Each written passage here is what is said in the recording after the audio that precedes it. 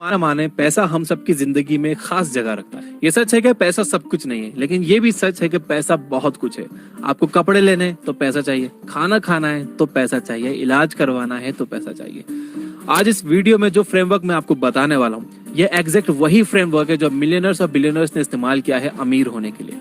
हम लोग चाहते थे इस फ्रेमवर्क पर एक 5,000 का कोर्स बनाकर बेच सकते थे या एक 500 रुपए की किताब बनाकर बेच सकते थे और वो खरीदने पर आपका एक एक पैसा वसूल होता। लेकिन हम लोगों ने इसे फ्री में देने का सोचा क्योंकि आप लोगों ने हमें ऑलरेडी बहुत प्यार दिया है। सीधी सीधी बात कहूं तो इस वीडियो में आपको जो 15 स्टेप्स फ्रेमवर्क मिलने वाला है, अगर आप उसे फॉलो करोगे तो जरूर अमीर बनोगे। और ये भी कम्युनिटी में कोई ऐसे लोग हैं जिन्होंने ऑलरेडी वेल्थ बनाई है, पैसा बनाया है, तो उन लोगों से रिक्वेस्ट है कि आप कमेंट करके कंफर्म कर दो कि आपने भी इसी तरह से या इससे मिलते जुलते तरीके से पैसा बनाया है या नहीं। और अगर आपने इतना पैसा नहीं बनाया लेकिन आप में पैसा कमाने का जुनून है तो आप यस आई विल कमेंट कर देना।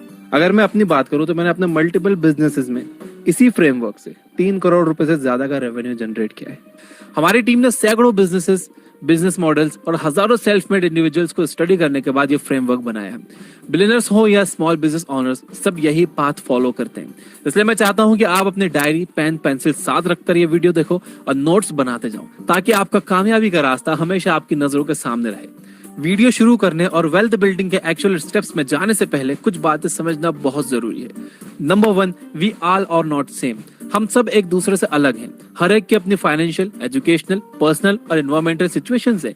यानी हमारी फिनिश लाइन भले ही एक हो लेकिन हम सबकी स्टार्टिंग लाइन काफी अलग है।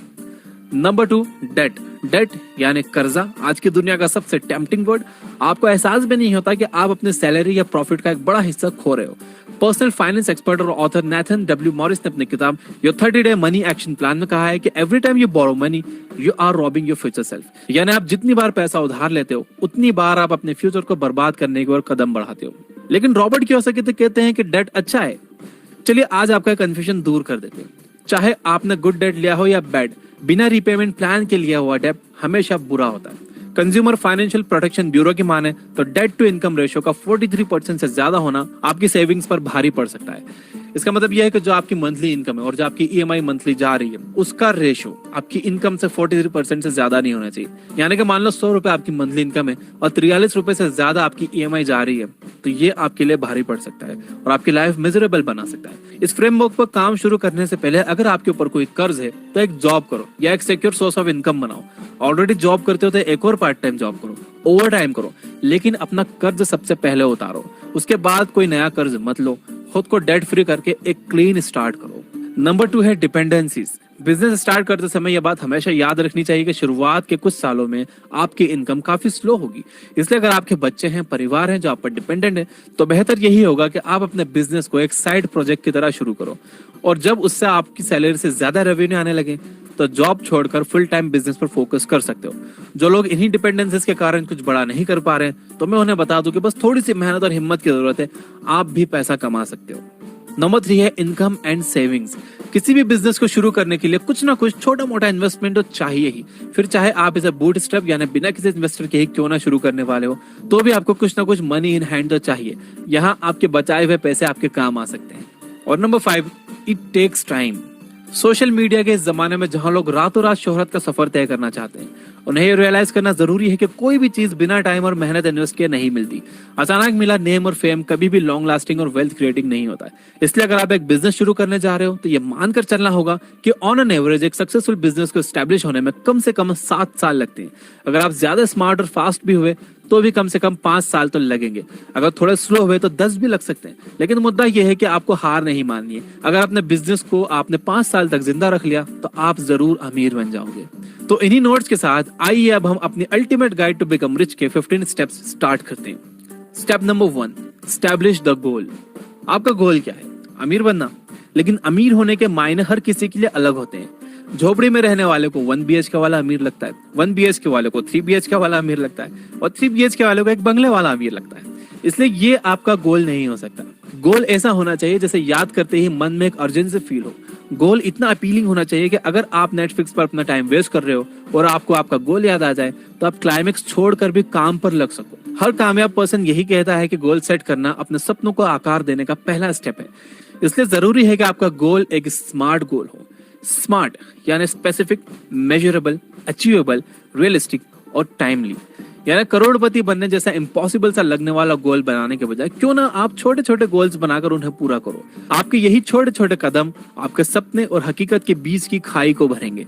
आइए एक स्मार्ट गोल का एग्जाम्पल समझते हैं। आपका स्मार्ट गोल ये हो सकता है कि मैं अगले 1 महीने में अपने नए बिजनेस से 50,000 कमाने वाला हूँ। जैसे जैसे आप इन माइलस्टोन्स को हासिल करते जाओ, वैसे वैसे अपने गोल की अपर सीलिंग भी बढ़ाते जाओ। ऐसा करने से आप सेल्फ मोटिवेटेड फील करोगे। गोल सेट करते समय टाइमलाइन सेट करना भी बहुत जरूरी है, क्योंकि बिना टाइमलाइन का गोल एक ऐसे सपने जैसा है जिसे आप देखते तो हो लेकिन पूरा नहीं कर पाते। यानी अगर आपको 50,000 पर मंथ की सेल्स अचीव करनी है तो कितने महीनों में करनी है उसके सामने ये भी लिखो। इस तरह देखते ही देखते आप कब फर्श से अर्श तक पहुंच जाओगे आपको एहसास भी नहीं होगा।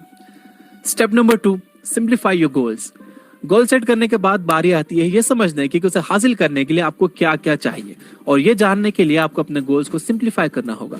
गोल्स सिंप्लीफाई करने का सबसे अच्छा तरीका है रिवर्स इंजीनियरिंग, जिसमें आप पहले अपने एंड पॉइंट यानी अपना गोल डिसाइड करते हो, फिर हर एस्पेक्ट को बैकवर्ड ट्रेस करते हुए एनालाइज करते हो कि कहाँ से शुरू किया जाए।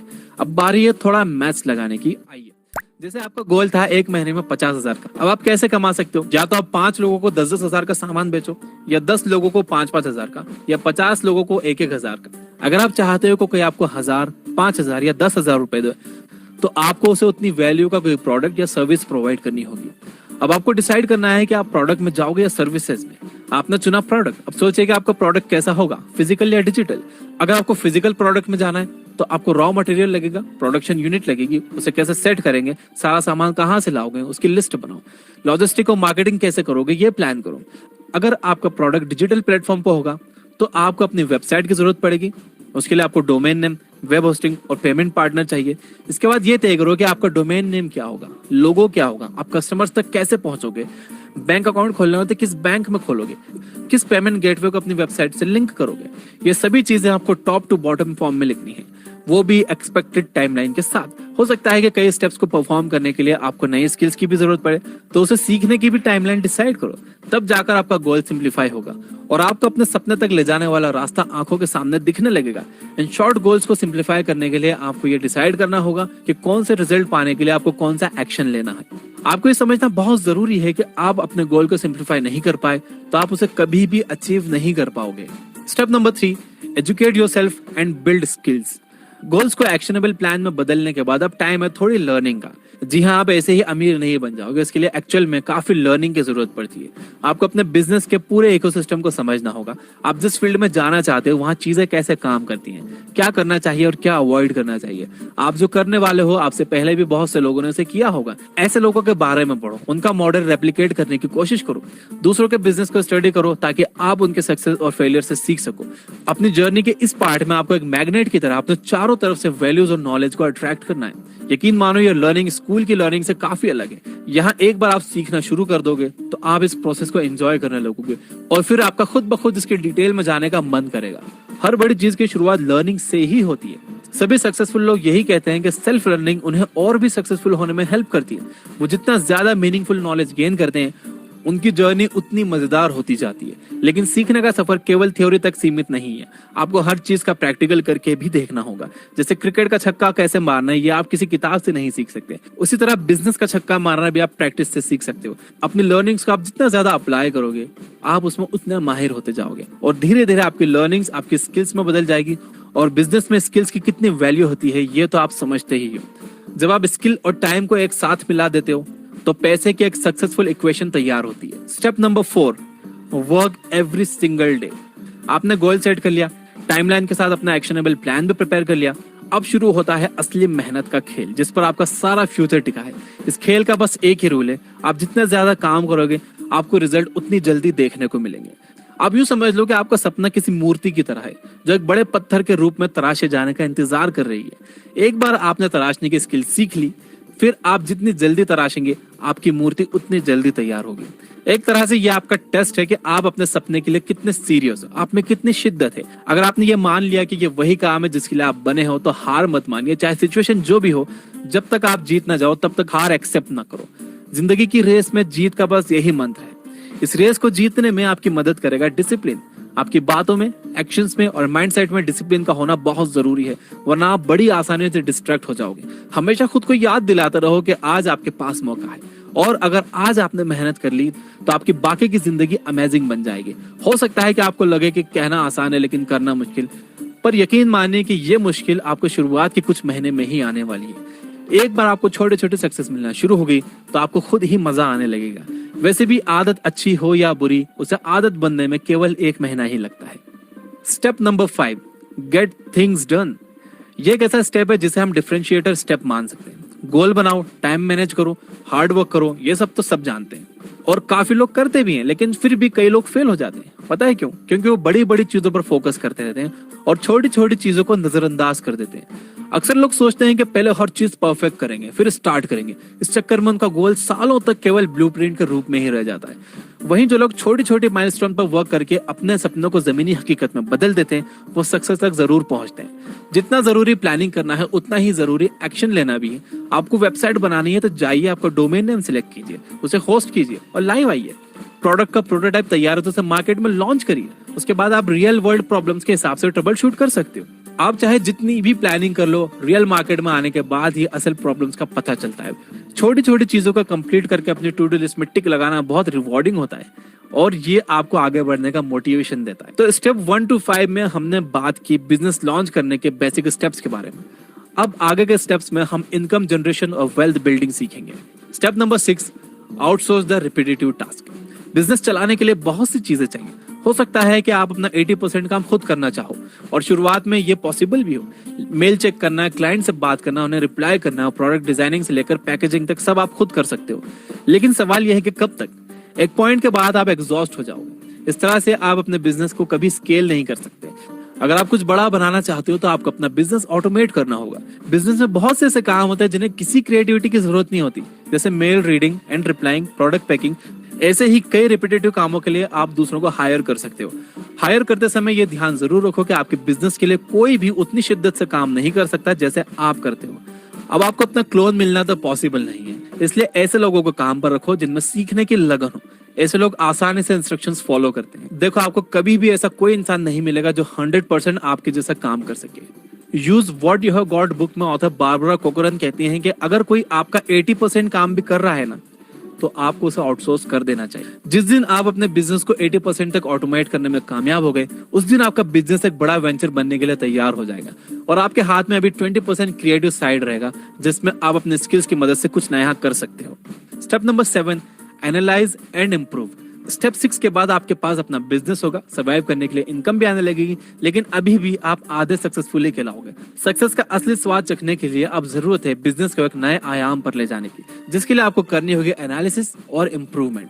कहा जाता है कि no one knows your business better than you, यानी आपके बिजनेस को आपसे बेहतर कोई नहीं समझ सकता। इसलिए ये आपकी जिम्मेदारी है कि अपने बिजनेस की गाड़ी की स्टीयरिंग अपने हाथ में लो और उसे सही डायरेक्शन में ले जाओ। पहली जरूरी बात, आपके पास अपने बिजनेस की हर डिटेल्ड रिपोर्ट होनी चाहिए ताकि आप ये पता लगा सको कि आपके लिए क्या काम कर रहा है और क्या नहीं। इससे आपको फ्यूचर स्ट्रेटेजी बनाने में हेल्प मिलेगी। दूसरी बात कि आप अपने कॉम्पिटिटर्स की स्ट्रेटेजी जानो और एनालाइज करो कि उनके लिए क्या वर्क कर रहा है, उनका कस्टमर एक्विजिशन प्लान क्या है, वो कैसे रेवेन्यू जनरेट कर रहे हैं। जब आपको इन दोनों बातों की नॉलेज मिलने लगेगी तो आप अपने बिजनेस में जरूरी चेंजेस कर पाओगे जो आगे जाके आपके बिजनेस को ग्रो करने में आपकी हेल्प करेंगे। इसके अलावा आपका सबसे इंपॉर्टेंट काम है अपने उन रिसोर्सेज को हैंडल करना जो आपके पास हैं। वो रिसोर्सेज हैं आपका रेवेन्यू, आपके साथ काम करने वाले लोग और आप खुद। आप इन तीनों को जितने अच्छे से मैनेज करोगे, आपका बिजनेस उतनी तेजी से ग्रो करेगा। जैसे ही आपका बिजनेस ग्रो करेगा, आपको एहसास होगा कि पैसा आना शुरू हो गया है, लेकिन पैसा कभी अकेला नहीं आता। उसके साथ आते हैं लालच, टेम्पटेशन और डिजायर्स। इस पॉइंट पर इन तीनों को कंट्रोल करना बहुत जरूरी है और यही हमारा अगला स्टेप काम में आता है। Step number 8, live like you are poor. यह एक बहुत जरूरी सबक है जो ज्यादातर लोगों को असल में अमीर होने से रोक देता है। ये सबक जिसने भी सीख लिया वो अपने फ्यूचर को अपनी मुट्ठी में करने में कामयाब होंगे, और जिन्होंने नहीं सीखा वो सब कहीं ना कहीं मिडिल क्लास स्टेट में कैद होकर रह गए और कभी असली दौलत का स्वाद नहीं चख पाए। वो सबक है, the longer you live like you are poor when you don't have to, the richer you become. यानी पैसे आने के बाद भी आप जितनी देर तक ये मानकर जियोगे कि आप गरीब हो, आप उतने ज्यादा अमीर बनते जाओगे। जी हाँ, आपने सही सुना। सेल्फ कंट्रोल ही वो इंपॉर्टेंट मंत्र है जो दिखावे और असलियत में फर्क बताता है। अपने हाथ में पैसा आते देख ख्वाहिशों के जाल में फंसना बहुत आसान है। आपको लगेगा कि आप लोगों को अपनी कामयाबी दिखाओ, आपकी नई कार, महंगा फोन, आखिर आपने 5 साल मेहनत की है, तो अब जब ये पैसा आने लगा है तो आप खुद को अपनी मेहनत का रिवॉर्ड क्यों ना दो, क्यों ना ऐसे खर्च करो, क्यों ना लोगों को दिखाओ। बात सोचने में तो एकदम सही लगती है। अब जबकि आप ये सब अफोर्ड कर सकते हो तो आखिर क्यों ना लो। और इसी सोच के साथ मिडिल क्लास बने रहने का रोड मैप तैयार होता है। आपने बहुत मेहनत की, लगभग आधे से ज्यादा रेस दौड़ ली, लेकिन अभी भी आप फिनिश लाइन तक नहीं पहुंचे हो। अभी रेस खत्म नहीं हुई है। फिनिश लाइन पर पहुंचे बिना आप खुद को मेडल कैसे दे सकते हो। इस स्टेप पर आकर सेल्फ कंट्रोल और डिसिप्लिन बहुत जरूरी हो जाता है, ताकि आप सिर्फ अमीर दिखने में ही ना रह जाओ, बल्कि असल में अमीर बनो। आइए देखते हैं आप ये वेल्थ बिल्डिंग कैसे करोगे। Step number 9, save to invest. Wealth building और फाइनेंशियल फ्रीडम के लिए सबसे जरूरी है, आपको जो एक्स्ट्रा पैसा आता हुआ दिख रहा है उसे कहीं ऐसी जगह रखो जैसे वो पैसा आपके पास है ही नहीं। और इसके लिए इन्वेस्टमेंट से अच्छी जगह और कौन सी हो सकती है। हमेशा याद रखिए कि आपकी सेविंग्स एसेट्स खरीदने में इस्तेमाल होने चाहिए, लायबिलिटीज में नहीं। यही वेल्थ बनाने का असली फंडामेंटल है। दोस्तों, 2 तरह की सोच होती है। पहले जो ज्यादातर लोग सोचते हैं, आप पैसा इसलिए कमाते हो ताकि आप वो सब खरीद सको जो आप चाहते हो। और दूसरी कि आप पैसा इसलिए कमाते हो ताकि आप उस पैसे से और पैसा कमा सको, यानी अपने पैसों को मनी जनरेटिंग मशीन बना सको। बस आपने अपने लिए बहुत सी मनी जनरेटिंग मशीन्स बना ली, फिर फाइनेंशियली सिक्योर हो जाओगे, तब आप जो चाहे वो खरीद सकते हो। क्योंकि जो लोग पैसों को अपनी चाहतों पर खर्च कर देते हैं, उनके पैसे की वैल्यू इंस्टेंटली डेप्रिशिएट होने लगती है, यानी कम होने लगती है। लेकिन जो लोग पैसों का इन्वेस्ट करते हैं, उनके पैसे की वैल्यू कहां से कहां पहुंच जाती है उसका अंदाजा भी नहीं लगाया जा सकता। अगर आप पहली वाली सोच पर चलते हो तो आपको जितनी ज्यादा चीजें चाहिए, आपको उतना ज्यादा काम करना होगा। वहीं अगर आप दूसरी सोच को फॉलो करोगे तो आज आप जितना ज्यादा काम करोगे, आपके फ्यूचर में उतना कम काम करना होगा। बस कुछ साल और आपको वही लाइफस्टाइल फॉलो करनी है जिसके साथ आप यहाँ तक पहुंचे हो। उसके बाद आप अपनी ख्वाहिशों को पूरा कर सकते हो, क्योंकि आपने अपने फ्यूचर की गाड़ी को ऑटो पायलट मोड पर डाल दिया है, जहां आपका पैसा आपके लिए कमाएगा। इस पॉइंट पर आपका फ्यूचर सिक्योर करना बहुत जरूरी है, वरना आपके सारे एफर्ट्स वेस्ट हो जाएंगे। Step number 10, invest. इन्वेस्टमेंट की इंपॉर्टेंस समझने के बाद अब बारी है ये जानने की कि इन्वेस्ट कहाँ किया जाए, कैसे इन्वेस्ट किया जाए। यूं तो आप इन्वेस्टमेंट पर हजारों आर्टिकल्स पढ़ सकते हो, वीडियोस देख सकते हो, लेकिन इस कॉम्प्लिकेटेड वर्ड को थोड़ा सिंपल करने के लिए मैंने इन्वेस्टमेंट को 2 टाइप्स में डिवाइड किया है। पहला है कैश फ्लो इन्वेस्टमेंट, दूसरा है एप्रिसिएशन इन्वेस्टमेंट या capital gains. Cash flow investment वो है जहां बेसिकली आपको हर महीने पैसे आते रहेंगे, जैसे rental income, fixed deposit, bonds, dividends, peer to peer lending, जिसे हम आसान भाषा में ब्याज पर पैसे देना कहते हैं। वहीं एप्रिसिएशन इन्वेस्टमेंट्स और कैपिटल गेन्स, यानी हम कुछ ऐसी चीजों में इन्वेस्ट करते हैं जिसे आगे चलकर हम एक बड़े प्रॉफिट मार्जिन के साथ हाई रेट में बेच सकें, जैसे real estate, stocks, gold and silver, art and collectibles, crypto currencies. Real estate और स्टॉक्स 2 ऐसी चीजें हैं जो आपको कैश फ्लो इनकम और कैपिटल गेन्स दोनों दिला सकती है। अगर आप इन्वेस्टिंग में एक बिगिनर हो या आपके पास इन्वेस्टिंग की डिटेल में जाने का टाइम नहीं है और आप अपने बिजनेस पर फोकस करना चाहते हो, तो मेरी सलाह यह है कि आपको रियल एस्टेट में इन्वेस्ट करना चाहिए। ये इन्वेस्टमेंट का सबसे सेफेस्ट तरीका है। अगर आप रियल एस्टेट इन्वेस्टमेंट की बारीकियों को समझना चाहते हो तो एक बार रॉबर्ट कियोसाकी की book rich dad poor dad जरूर पढ़िए और समझिए कि कैसे रियल एस्टेट ने उन्हें मिडिल क्लास ट्रैप से निकालकर वेल्दी कम्युनिटी में शामिल होने का मौका दिया। और ब्रैंडन टर्नर की बुक रेंटल प्रॉपर्टी इन्वेस्टिंग भी जरूर पढ़िए। स्टेप नंबर 11, री invest in the main business.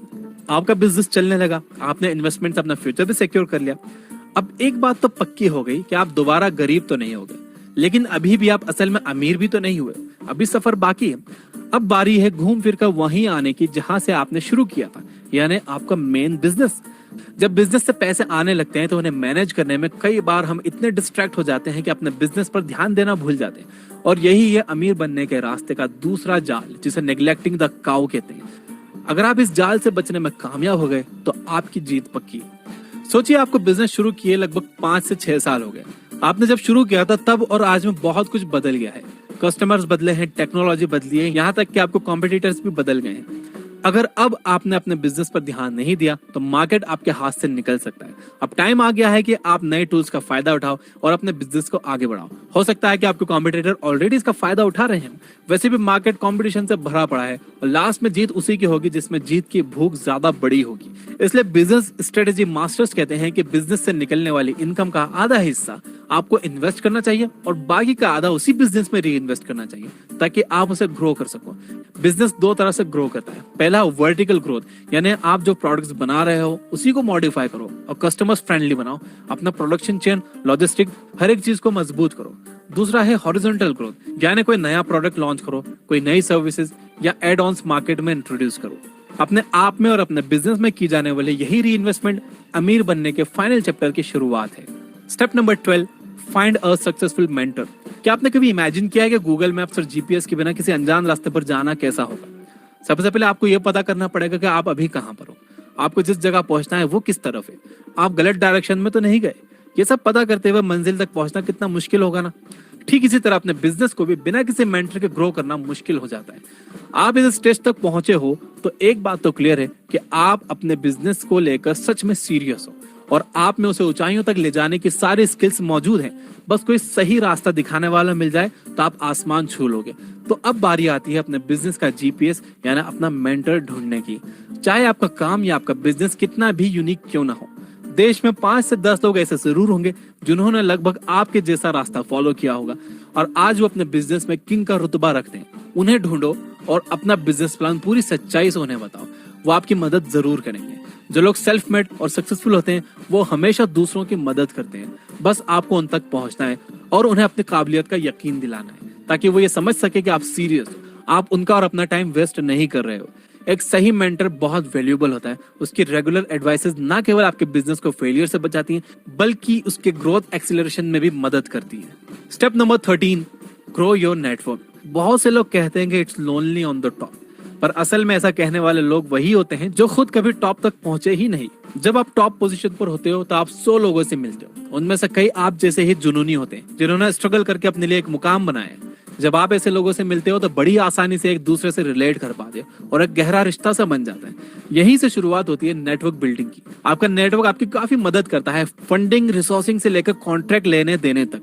इसके अलावा ये नेटवर्क मीनिंगफुल डिस्कशंस और आइडियाज एक्सचेंज करने का भी प्लेटफॉर्म होता है जहां लोग एक दूसरे को एडवाइसेस देते हैं और गलतियां करने से रोकते हैं। इसलिए नेटवर्क की पावर को अंडर एस्टिमेट ना करो, आपका नेटवर्क ही आपकी नेटवर्थ है।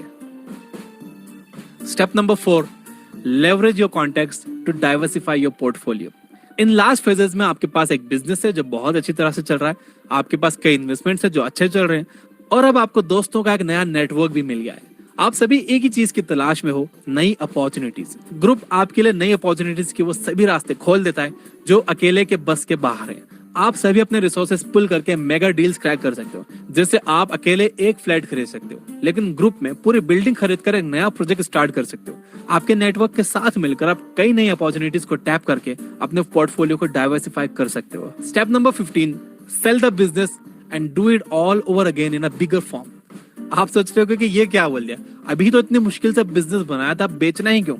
दोस्तों, हर बिजनेस का एक एग्जिट प्लान होता है। आप बिजनेस शुरू करते हो, उसे बड़ा बनाते हो और बड़ा बनाते हो और फिर एग्जिट। यही वो रास्ता है जिसे ज्यादातर अमीर इंसान अपनाते हैं। इससे आपको कुछ और बहुत बड़ा करने का मौका मिलता है। एलॉन मस्क ने अपने पेपाल के शेयर $180 मिलियन में बेचकर अपनी किस्मत के नए दरवाजे खोले थे। कौन जाने कोई ऐसी ही अपॉर्चुनिटी आप कभी इंतजार कर रही हो। बीते 7 से 11 सालों में आपकी लाइफ में काफी चेंजेस आए। आप लगभग 10 सालों से एक बिजनेस चला रहे थे। अपने बिजनेस को इवॉल्व करते करते आप खुद भी इवॉल्व हुए हो और आज आपके पास एक अच्छा खासा बिजनेस एक्सपीरियंस है, एक सिक्योर्ड फ्यूचर है। आपकी लाइफ पूरी तरह से बदल गई है। यही वो समय है जब आप कुछ और बड़ा कर सकते हो। बहुत से लोग सोचते हैं कि 5 से 10 करोड़ में अपनी कंपनी बेचकर रिटायरमेंट ले लेंगे, लेकिन बीच पर नींबू पानी पीते हुए रिलैक्स्ड आदमी की वो इमेज केवल एक इल्यूजन है। अब आप एक एंटरप्रेन्योर हो, आप चुप बैठ ही नहीं सकते। अब जब आपके पास फंड, रिसोर्सेज, नेटवर्क और सिक्योरिटी सब कुछ है तो अब बारी है किसी बहुत बड़े गोल के प्लानिंग की। यही लाइफ और सक्सेस दोनों का मंत्र है। दुनिया, देश, परिवार और खुद के लिए यूजफुल होने में ही खुशी है और जिंदगी सेटिस्फाइड रहने से ज्यादा खुश रहने का नाम है। तो दोस्तों, ये थी 15 steps ultimate guide to become rich. बहुत मेहनत की है वीडियो बनाने में। लाइक जरूर कर देना और अपने सभी दोस्तों के साथ इसे शेयर करना।